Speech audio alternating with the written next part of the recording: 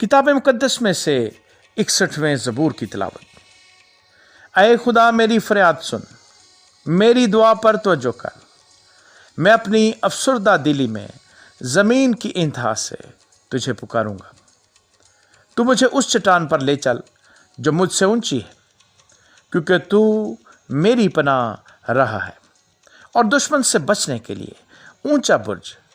मैं हमेशा तेरे खैमे में रहूंगा, मैं तेरे परों के साया में पनाह लूँगा। सिला। क्योंकि ऐ खुदा तूने मेरी मन्नतें कबूल की हैं, तूने मुझे उन लोगों की सी मिरास बख्शी है जो तेरे नाम से डरते हैं। तू बादशाह की उम्र दराज करेगा, उसकी उम्र बहुत सी पुश्तों के बराबर होगी। वो खुदा के हजूर हमेशा कायम रहेगा।